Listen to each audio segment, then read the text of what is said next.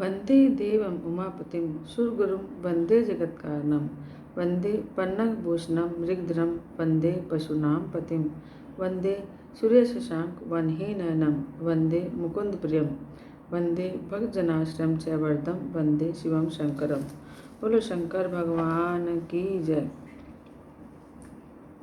ब्रह्मा जी बोले, एक समय विवाह के बाद सती और शिव बैठे हुए बातचीत कर रहे थे कि शिव जी को प्रसन्न देख सती बड़ी नम्रता और भक्ति के साथ बोली, हे करुणा सागर महादेव जी, बड़ी भक्ति से आप मुझे मिले हैं। आपसे विहार कर मैं बड़ी संतुष्ट भी हो गई हूँ। इससे अब मेरा मन तत्वों की खोज करता है। हे हर, यह जीव संसार से कैसे पार पा सकता है? विशेष जीव भी जिसे पाकर परम गति की प्राप्ति कर लेता है, वह तत्व क्या है? मुझे सुनाइए। हे मुने, शिवजी प्रेम पूर्वक सती से बोले कि हे दाक्षायणी, हे महेश्वरी, विज्ञान ही परम तत्व है। दूसरा स्मरण केवल ब्रह्म का स्मरण, ब्रह्म साक्षात परे से परे है। भक्ति विज्ञान की माता है। भक्ति का विरोधी कभी भी विज्ञान को नहीं पा सकता। मैं उसी भक्ति के अधीन हूँ। यह भक्ति भी दो प्रकार की है, सगुण और निर्गुण। इसमें पहली श्रेष्ठ है। इसके भी दो दो भेद हैं, फिर इनके 6 और उसके अनेकों भेद पंडितों ने कहे हैं। इनमें से भक्ति के 9 अंगों को मैं कहता हूँ: श्रवण, कीर्तन, स्मरण, सेवन, दास्य भाव, अर्चना, वंदना, सख्यता और आत्मसमर्पण। सब युगों में भक्ति की विशेषता है, परंतु कलयुग में तो भक्ति विशेष फलदायक होती है। संसार में जो मेरी भक्ति करता है, मैं सदैव उसकी सहायता करता हूँ, उसके सारे विघ्नों को हरता और उसके शत्रुओं को दंड देता हूँ। इसलिए तो मैंने काम को अपने तीसरे नेत्र से भस्म कर दिया था। भक्ति के लिए ही तो मैंने रावण का त्याग कर दिया और कुछ भी पक्षपात नहीं किया। भक्ति के कारण ही तो मैंने दुष्ट व्यास को नंदीश्वर से दंड दिलाकर काशी से बाहर करा दिया। अधिक क्या कहूँ, मैं तो भक्ति के ही वश में हूँ। भक्ति की ऐसी महिमा सुनकर दक्ष पुत्री सती बहुत प्रसन्न हुई। उन्होंने मन में प्रणाम किया, फिर भक्ति कांड में श्रद्धा को पूछा, लोक में सुखदायक और जीवों के उद्धार की बात पूछी,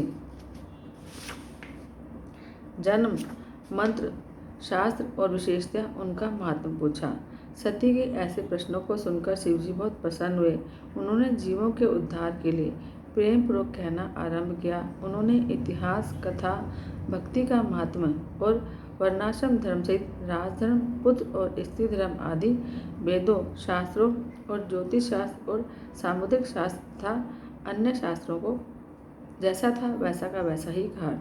इस प्रकार हिमालय पर क्रीड़ा करते हुए सती और शिव ने और भी बहुत स्थानों में विहार किया।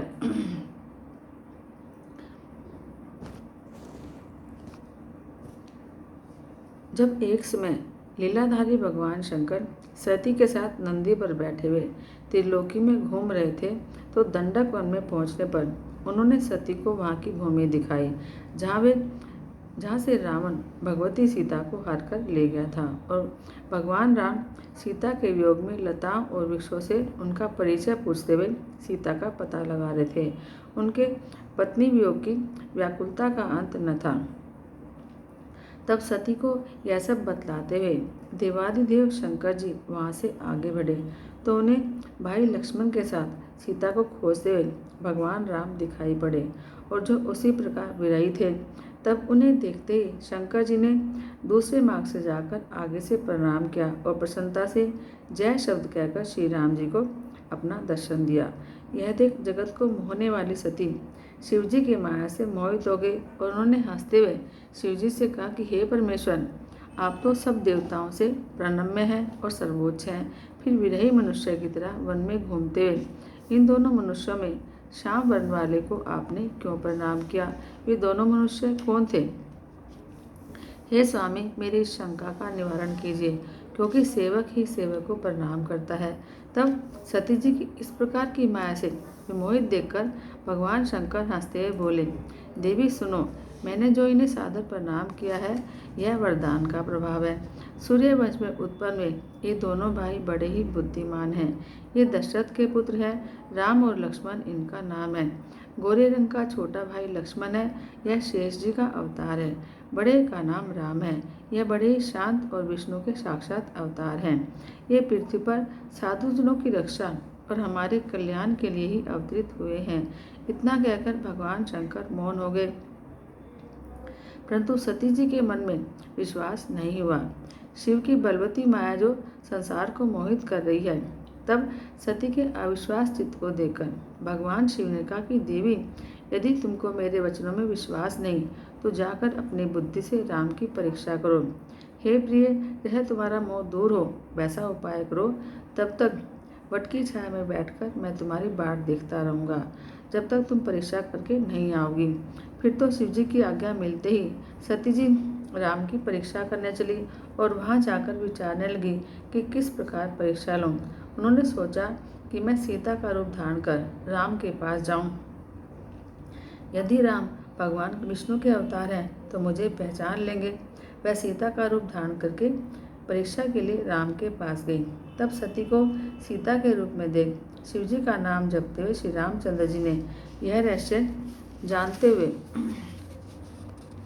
उन्हें प्रणाम कर मुस्कुराते हुए कहा कि हे सती, इस समय शिवजी कहाँ हैं जो तुम पति के बिना अकेली इस वन में फिर रही हो। हे सती, आपने अपना स्वरूप छोड़कर यह रूप क्यों धारण किया है। राम के इन वचनों को सुनते ही वह लज्जित हो गई। उन्हें शिवजी के वचनों का स्मरण हो आया। अब वे राम को साक्षात विष्णु समझ उनसे बोली कि हे राम, मैंने तुम्हारी प्रभुता देख ली, परंतु आप मुझे यह बताइए कि शिवजी ने आपको प्रणाम क्यों किया। इसकी मुझे शंका है। आप सच सच बताकर मेरा संदेह दूर कीजिए। सती के वचन सुनकर राम के नेत्र हर्ष से भर गए। वे बोले, देवी, एक समय बहुत पहले शिवजी ने अपने लोक में विश्वकर्मा को बुलाकर उसमें एक मनोहर गौशाला बनवाई और उसमें एक मनोहर विशाल भवन और उसमें एक दिव्य सिंहासन और सबसे अद्भुत एक दिव्य श्वेत छत्र भी बनवाया। फिर इंद्र आदि सब देवताओं, शास्त्रों, पुत्रों सहित ब्रह्मा, मुनियों, देवियों और अप्सराओं को बुलवाकर अनेक वस्त्रों का भी संग्रह करवाया। नागों की 16 कन्याओं ने मंगलाचार किया और संगीतज्ञों ने वीणा, मृदंग आदि बाजे बजाकर संगीत गान कराया। इस प्रकार का बड़ा समारोह और उत्सव किया। राज्याभिषेक की सारी सामग्रियां इकट्ठी हुई और तीर्थों के जल से भरे 5 घड़े मंगाए गए और अन्य दिव्य सामग्रियां भी अपने गणों से मंगाई। फिर बड़े घोर शब्द वाला शंख बजाकर प्रसन्नता से वैकुंठवासी विष्णु को बुलवाया। फिर एक उत्तम मुहूर्त देखकर भक्ति से पूर्ण शंकर ने विष्णु जी को उस शेष सिंहासन पर बिठा बहुत से अलंकार पहनाए और कौतुक और मंगल करके उनके सिर पर मुकुट बांध उनका अभिषेक किया, उन्हें अपना अखंड ऐश्वर्य दिया। फिर उन स्वतंत्र भगवान शंकर ने उनकी बड़ी स्तुति की और जगतकर्ता ब्रह्मा से कहा कि मेरी आज्ञा से अब सब देवताओं के साथ तुम भी इन्हें प्रणाम करो और वेद ने जैसे जैसे मेरा वर्णन किया है वैसे ही अब इनका वर्णन करो। ब्रह्मा से ऐसा कह भगवान शंकर ने भक्ति से प्रसन्न हो विष्णु जी को प्रणाम किया। उस समय ब्रह्मादिक सभी देवताओं और मुनियों ने विष्णु जी की वंदना की। शिव जी ने विष्णु जी को अनेकों वरदान दिए और सभी लोगों का कर्ता, भर्ता और संहर्ता बनाया।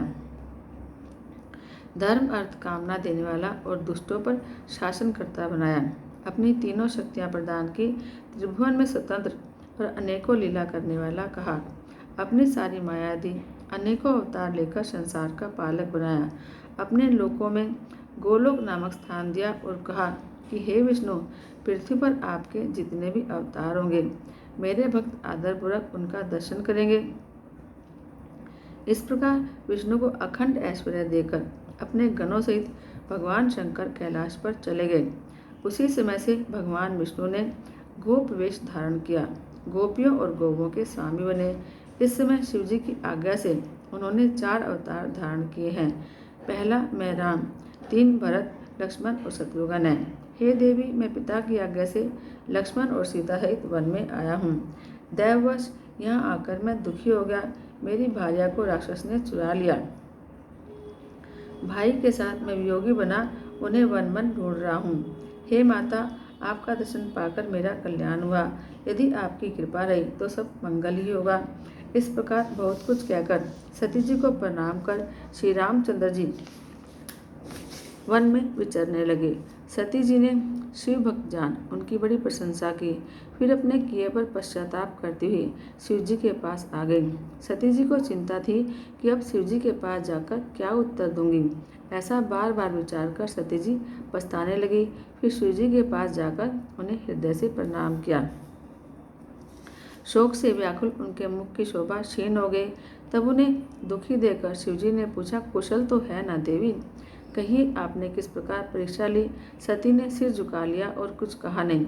वह शोक से संतप्त हो शिवजी के पास जाकर खड़ी हो गई। महायोगी शिव ने ध्यान से सती का सब चरित्र ज्ञात कर लिया। उन्हें बड़ा दुख हुआ। सोचा कि अब यदि मैं सती को पहले की तरह से नहीं करूं तो मेरी शुद्ध प्रतिज्ञा भंग हो जाएगी। वेद धर्म के पालक शिवजी ने यह विचार कर सती को मन से त्याग दिया। फिर सती से कुछ न कह करके कैलाश की ओर बढ़े।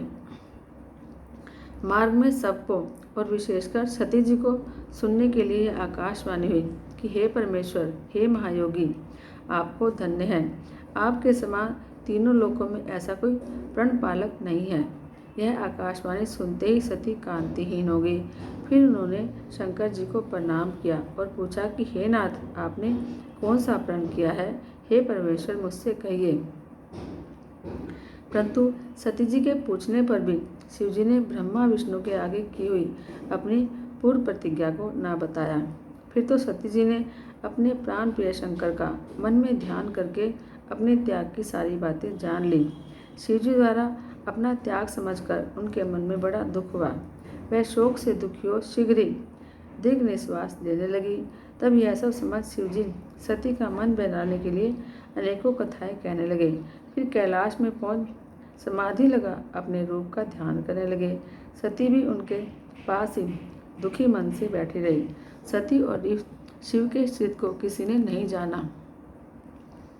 बहुत समय व्यतीत हो गया। तब शिवजी ने समाधि खोली तो सती ने निकट जाकर प्रणाम किया। अब उदार बुद्धि शंकर ने उन्हें अपने सामने आसन दिया। बहुत सी मनोहर कथाएं कहकर सती को विमुक्त किया। सती के हृदय में पहले ही जैसा सुख हो गया, परंतु भगवान शंकर ने अपनी प्रतिज्ञा नहीं छोड़ी। बोलो शंकर भगवान की जय।